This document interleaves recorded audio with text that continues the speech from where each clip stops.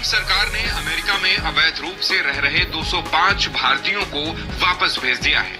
Donald Trump ने राष्ट्रपति पद की शपथ लेते ही ऐलान किया था कि वे सारे इलीगल इमिग्रेंट्स को देश से बाहर निकालेंगे। अमेरिका में करीब 18,000 भारतीय अवैध आप्रवासी हैं। आखिर ट्रंप इलीगल इमिग्रेंट्स को देश से क्यों निकाल रहे हैं? क्या इसमें भारत सरकार भी शामिल है? और क्या ये मामला पीएम मोदी और ट्रंप की मुलाकात में सुलझ जाएगा? दरअसल इलीगल इमिग्रेंट्स को अमेरिका से निकालना ट्रंप के चुनावी वादों का हिस्सा है।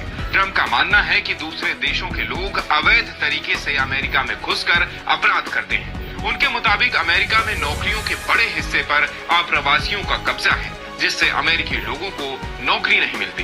यही नहीं, ट्रंप ने अमेरिका के इतिहास के सबसे बड़े डिपोर्टेशन का वादा भी किया था। 20 जनवरी को ट्रंप ने लैकेन रिले एक्ट पर साइन किए। ये एक्ट अमेरिका के फेडरल अधिकारियों को उन इलीगल इमिग्रेंट्स को हिरासत में लेकर डिपोर्ट करने का अधिकार देता है जो चोरी, लूट, हत्या या हत्या की कोशिश जैसे अपराध में शामिल है। प्यू रिसर्च सेंटर की 2022 की रिपोर्ट के मुताबिक अमेरिका में 1 करोड़ 10 लाख आप्रवासी रहते हैं। ये दुनिया में सबसे ज्यादा है। लेकिन क्या भारतीयों को डिपोर्ट करने के फैसले में भारत सरकार भी शामिल है? इस पर बीएचयू में यूनेस्को चेयर फॉर पीस के प्रोफेसर प्रियंकर उपाध्याय कहते हैं, भारत की मर्जी के बिना डिपोर्टेशन नहीं हो सकता।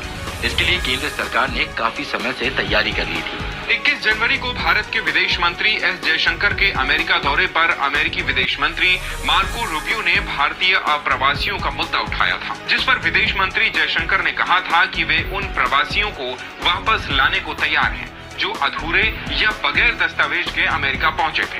प्यू रिसर्च सेंटर की 2022 की रिपोर्ट के मुताबिक अमेरिका में करीब 7,25,000 अवैध भारतीय अप्रवासी रहते हैं। अमेरिका में मैक्सिको और अल साल्वाडोर के बाद सबसे ज्यादा भारतीय अप्रवासी हैं। ऐसे में सवाल है कि अमेरिका ने जिन्हें वापस भेजा है उनके साथ क्या होगा?